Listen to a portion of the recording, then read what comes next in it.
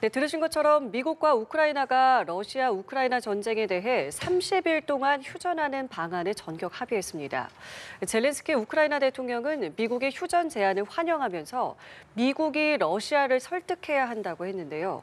트럼프 대통령은 이번 주에 푸틴 대통령과 소통을 추진할 계획이라고 밝혔습니다. 네, 이런 가운데 유럽도 미국과 우크라이나 회담을 환영한다며 평화 협상에서 역할을 할 준비가 돼 있다고 밝혔는데요.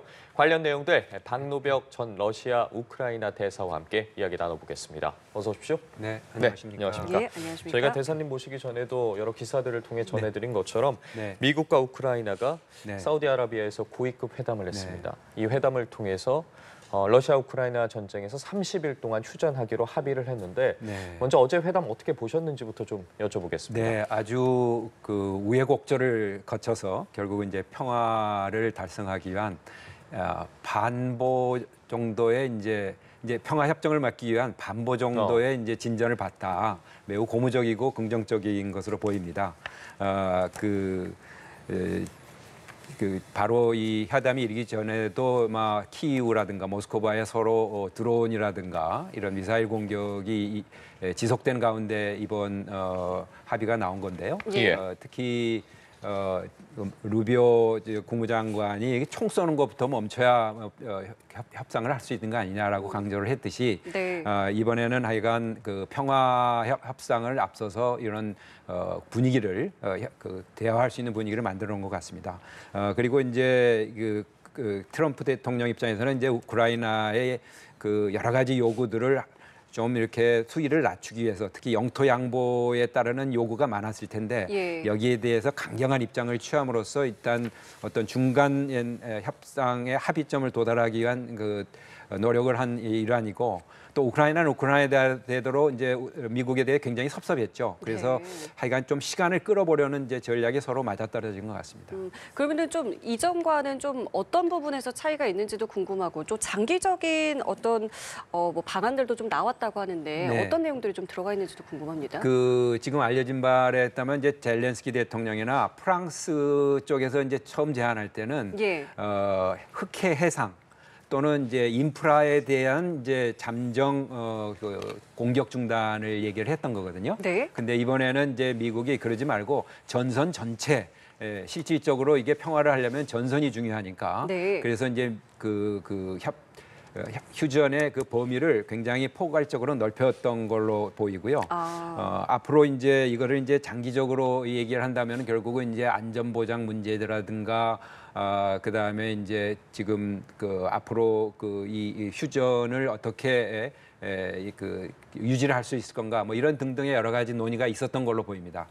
그래서 이제 그런 것들을 아마 아울러서 다양한 측면에서 협의를 했던 건데 결국은 이제 러시아가 이제 어떻게 또 동의를 하느냐 한 문제로 이제 남는 게 되겠습니다. 예, 알겠습니다. 어제 그리고 고위급 회담 같은 경우에는 지난달 트럼프 대통령과 젤렌스키 대통령이 충돌을 한 이후에 10일 만에 이루어진 거였는데 앞서 젤렌스키 대통령 같은 경우에 최근 트럼프 대통령에게 서한을 보냈다고 해요. 사과의 내용이 담겨 있다고 하는데 어제 고위급 회담으로 인해서 지난달 좀 설전을 벌였던 두 정상의 갈등이 좀 봉합됐다고 봐야겠습니까? 어떻게 바라보고 계세요? 네, 지금 뭐 미국이 처음에는 굉장히 굴욕감을 주는 그런 젤렌스키에 대해서 이제 그런 표현을 많이 썼습니다만은 지금 말씀하신 대로 원상 회복을 한 거죠. 사과도 해라 그러니까 사과도 했고 광물 협정도 서명하겠다 뭐 이런 등등 그 입장을 표하니까 이제 미국 입장으로서도 이걸 어쩐가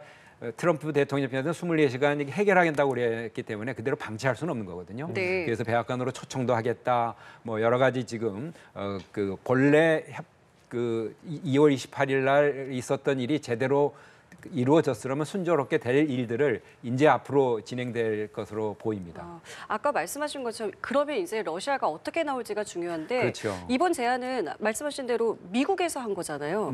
그럼 러시아에서도 안 받아들일 수가 없을 것 같다는 생각도 들고요. 지금 일각에서 나오는 바에는 이제 이 러시아 쪽에서는 이제 평화 협정에 대한 기본 원칙 이런 것들이 이해되는 가운데 단기적인 휴전을 고려할 수 있다라는 이제 입장을 표명을 했다고 그래요. 그래서 지금 앵커님 말씀한 대로 이제 이건 이제 트럼프의 제안이다라고 하고 푸틴 대통령과 통화를 할 정도면 아마 러시아가 받아들이기 이제 어려울 것으로 보입니다. 네. 받아들이기 어렵다고요? 아니요, 받아들이지 않을 수 수가 없는, 없다. 받아들일 수밖에 없을 것으로 보입니다. 그러면 예. 받아들이게 되면 이제 앞으로는 좀 어떻게 되는 겁니까? 이제 실질적으로 이제 평화의 조건, 이제 지금 뭐 영토 문제라든지 그다음에 나토 가입 문제라든지 우크라이나의 지위 이런 문제가 있잖아요. 그 군대 문제라든지 그다음에 그 평화를 유지하기 위한 그런 이제 방법. 특히 이제 유럽에서의 이제 평화 유지군을 이제 파견하겠다 그런 건데 러시아는 지금 반대를 하고 있거든요. 그쵸? 이제 그런 부분에 대한 또 타협이 있어져야 할 것이라서 상당히 이제 어려운 고비는 남았습니다만은 일단 이제 트럼프 대통령이 이런 강한 정치적 의지를 가지고 또 본인의 정치적 성과로 남겨야 하기 때문에 어느 정도 진전을 얻기 위한 노력이 계속 앞으로 될 것으로 보입니다. 그래서 4월 20일이 이제 부활절인데 예. 이때를 기점으로 뭔가 이제 그 러시아가 타협을 하고 또 5월 9일을 기점으로 또 어떤 신속한 어떤 합의를 이루기 위한 노력이 아주 집중적으로 될 것으로 보입니다. 이제 굉장히 디테일한 부분들에 대한 그렇습니다. 이야기가 나와야 되는데 네네. 일단 트럼프 대통령이 젤렌스키 대통령 다시 백악관으로 와라라고 네. 불렀어요. 네. 그럼 이제 남은 거 하나가 이제 광물협정 그렇죠. 아니겠습니까? 네, 이 부분 하겠다는 겁니까? 그렇습니다. 지금 원안을 특히 협정문의 원안을 전혀 건드리지 않았고 예. 단지 이제 서명할 준비를 서로 간에 확인한 거죠. 그러니까 이 젤렌스키 입장에서는 이걸 서명을 하면서 국내에 이제 가서 국회의회에서 동의를 받아야 하거든요. 그러려면은 명분이 이제 안전보장을 받았습니다라는 거를 이제 받아야 났기 때문에 그런 이제 백악관에서의 말다툼이 있었던 건데 예, 예. 막 이거는 조금 뒤로 물려놓은 것 같아요. 일단은 휴전하고 시간을 좀 벌어야겠다. 유럽이 도와줄 방법을 찾는 시간을 벌어야겠다. 이런 작전도 살짝 이제 바꿨다고 그러니까 또 이 광물 협정이라는 게 또 대개 광물을 채취하려면 투자하려면 한 18년 걸린다 그래요, 평균. 그리고 5억에서 10억이 들어가는데 이거는 이제 트럼프 대통령의 그런 경제적인 이득을 취하는 그런 협상 스타일 여기에 좀 부응을 하면서 그 안전보장 문제도 나중에 좀 해결해 나가겠다는 이제 것으로 이제 보입니다. 다시 백악관에 가서 젤렌스키 대통령이 어떤 모습을 보일지도 관심이 되는데 사실 이번 고위급 회담에 젤렌스키 대통령이 직접 참여할 거란 예측도 있었는데 직접 참여하진 않았습니다. 그 대신 전날 이제 사우디 왕세자를 만났거든요. 이 부분에 대해서는 어떻게 바라보셨습니까? 아무래도 이제 루비오 국무장관이라든가 안보보좌관 뭐 이렇게 조금 장관급 그 대표단이 나왔고 우크라이나도 이제 본인의 이제 안보 보좌관이라든가 국방 외교장관이 나왔거든요. 그러니까 장관급 회담으로 이제 이걸 해서 격을 맞춘 것 같고요. 뭐 젤렌스키 대통령은 어차피 대통령이니까 격이 어쨌든 예. 이게 이제 트럼프 대통령이나 이제 푸틴 대통령과 이제 과연 이렇게 삼자 회동이 될지 그걸 좀 지켜봐야 할 부분으로 남는데 이거는 이제 장관급 회담으로 이제 추진한 걸로 보입니다. 자, 그러면요. 유럽도 일단은 이 휴전에 대해서 환영한다라는 그렇죠. 입장을 밝혔는데 앞으로 지금 여러 차례 유럽을 강조하셨듯이 유럽의 역할이 상당히 좀 중요해질 것 같아요. 그렇습니다. 어떤 부분들을 좀 저희가 주목해서 봐야 됩니까? 아무래도 이제 이 협상 자체의 조건을 정하는 데는 이제 러시아하고 우크라이나의 문제를 해결해야 하기 때문에 거기에 치중을 할 거로 보입니다. 그래서 유럽은 그걸 지원하는 역할이거든요. 결국은 이 평화 협정이라든가 휴전이 잘 지켜지도록 하기 위한 뭐 군대를 보내준다든가 무기를 지원해준다든가 이런 역할이기 때문에 결국은 나토라는 틀 내에서 아마 이게 미국과 우크라이나 그리고 유럽 국가 간에 이제 협의는 있을 것으로는 보입니다.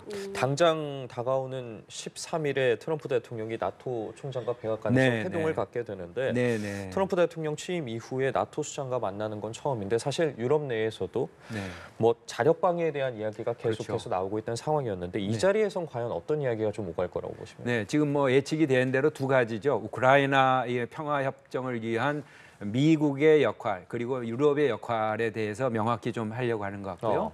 그다음에 앞으로 나토의 장래 문제에 대해서 얘기를 할 것 같습니다. 이건 트럼프 대통령이 지금 거의 나토가 무의미하게 될 정도로 충격을 준 거거든요.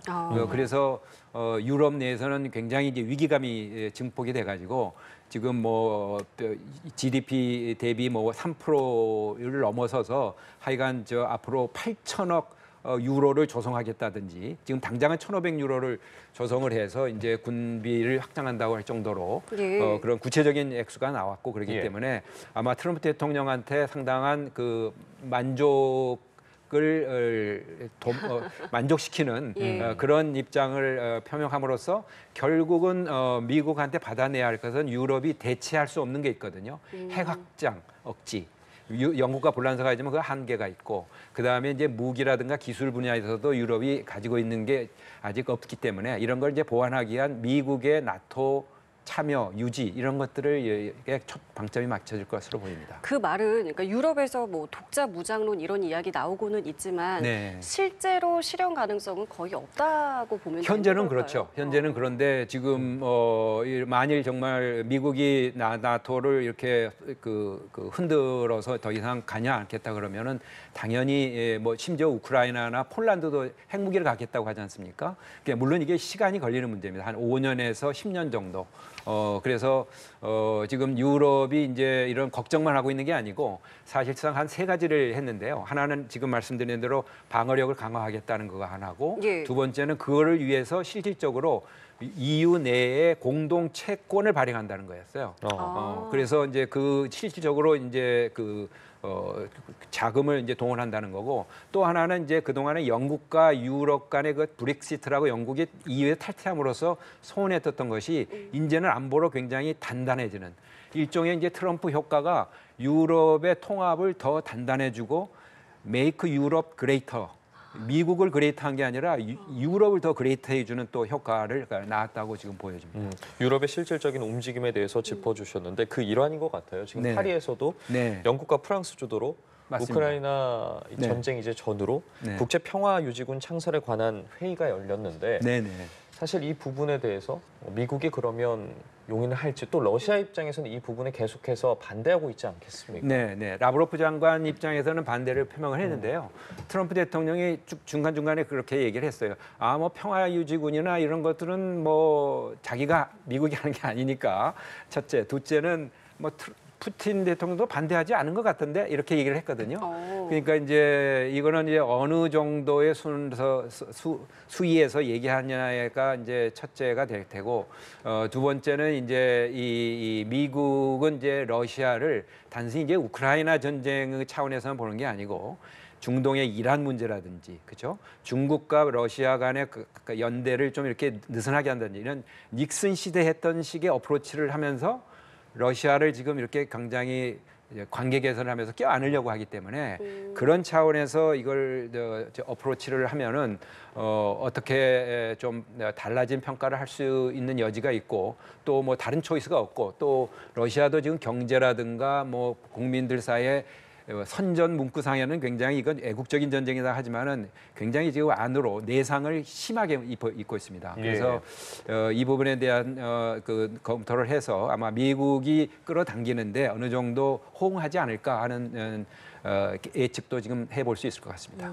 자, 그리고 그 유럽의 이제 어쨌든 이 우크라이나 전쟁에서의 앞으로의 역할에 네. 대해서 앞서도 잠시 얘기를 했는데 네. 스위스에서는 이런 그렇죠. 이야기가 나왔습니다. 네. 우크라이나 전선에 완충지대, 그러니까 네, 우리로 네. 치면 그러니까 비무장지대 같은 걸 비무장지대죠. 한번 만들어보자. 네. 이런 보고서가 나왔다고 하는데 네, 이게 가능성이 있는 겁니까? 뭐 실제로 그런 것이 뭐 적용이 될 가능성이 굉장히 높습니다. 왜냐하면 우리 한반도만 보더라도 한국전이 된 다음에 이게 지금 비무장지대 DMZ가 해가지고 지금 운영되고 있지 않습니까? 예. 그러니까 전쟁을 만일 정말 종전을 시키려면은 그리고 평화가 지속되려면 그렇게 돼야 하는데 여기서의 핵심은 결국은 이제 미국과 같은 이제 안전 보장자가 있어야 하는 거죠. 그 동안에 이제 우크라이나나 러시아 간에 이제 휴전이라든가 이런 게 많이 있었어요. 2014년부터 이게 잘 지켜지지가 않았는데 결국은 이제 미국의 안전보장 제공, 안전보장이라는 게 좀 뭐 큰 무슨 그 구체적인 거로 좀 들어가자면은 공군력을 제공해 준다든가 위성 첩보에 의한 그 군사력의 동태. 뭐 이런 것들을 굉장히 세세하게 이제 제공해 주는 거죠. 그렇기 때문에 미국으로서도 큰 부담을 지지 않는데 결국 이제 러시아가 이거를 어떻게 수용하겠느냐 하는 문제지만은 결국은 이 평화를 유지해야 러시아도 어느 정도 복구할 수 있고 우크라이나도 이게 안정될 수 있기 때문에 결국은 안전 보장을 누가 제공해주고 유럽이 그런 군대를 파견하겠느냐가 앞으로 핵심이 될 것 같습니다. 예, 알겠습니다. 이렇게 국제적으로 종전 협상과 관련된 이야기가 굉장히 빠르게 진행되고 있는 가운데 네. 실제 우크라이나 전선에서는 계속해서 총성이 오갔습니다. 그렇습니다. 우크라이나에서 네.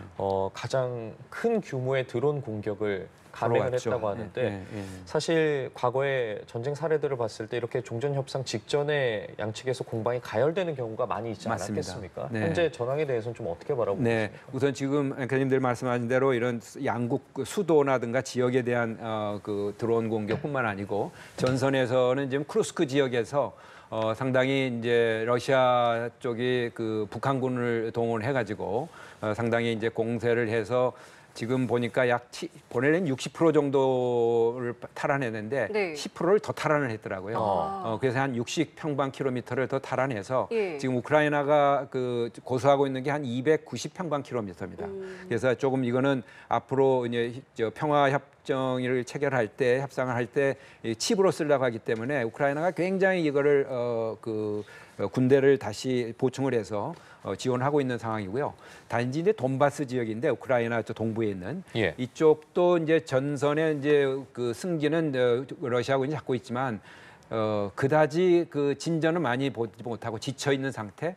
그래서 어떤 지역은 또 우크라이나군이 조금 회복을 하기도 하고 그런 이제 상태라서 앞으로 이 평화 협정을 이제 좀 진전화시키는데 전선을 좀 안정화시켜야 한다는 그런 목표를 아마 우크라이나군이 계속 그 보완을 해야 할 것으로 보입니다. 근데 현실적으로는요. 네.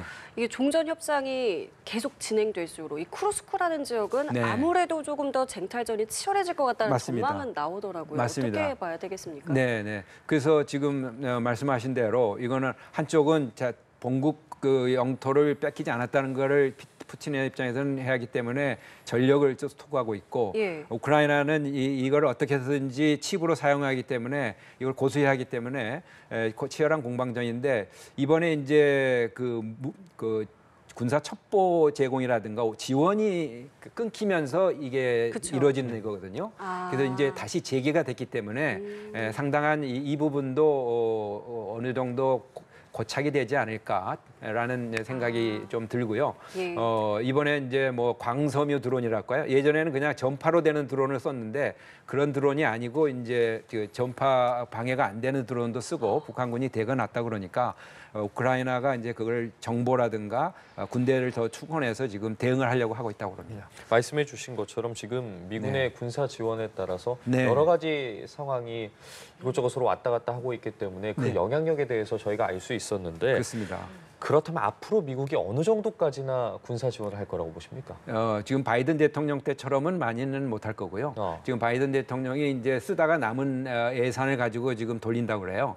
그래서 지금 한 금년에 남아 있는 게 한 110억 불 정도인데 지금 실제로는 한 90억 불 정도 제공이 될 거라고 그러고 포탄이라든가 방공망, 그다음에 미사일 뭐 이런 것들이 제공이 돼서 결국은 이제 전선을 어느 정도 고착을 시켜야 이게 시간은 내 편이다라고 푸틴이 생각하는 한 이게 별로 평화 협상을 하지 않을 겁니다. 왜냐하면 협상을 할 때마다 자꾸 전선이 유리하게 돌아가는데 지금 트럼프 대통령이 생각하는 그런 식의 합의를 안 할 거거든요. 그러니까 미국도 어느 정도는 지원을 하면서 아마 두 내지 금년 내에 하여간 이거를 종전시키겠다 하니까 우크라이나가 최소한 밀리지 않으면서 어느 정도 정착이 됐다라는 수준에 되어야 평화 협상도 이루어지고 또 이 전체적으로 이제 안정이 되기 때문에 미국이 이건 미국 러시아를 압박하는 수단으로서도 제공을 할 것으로 보이고 이번에 중단됐던 게 한 40억 불 정도, 38억 불 정도였다고 그래요. 네. 그러니까 앞으로 한 두세 번 정도 더 남은 거죠. 그 사이에 이제 푸틴 대통령이 이제 마음을 먹어야 할 그런 시간이 다가오고 있는 것 같습니다.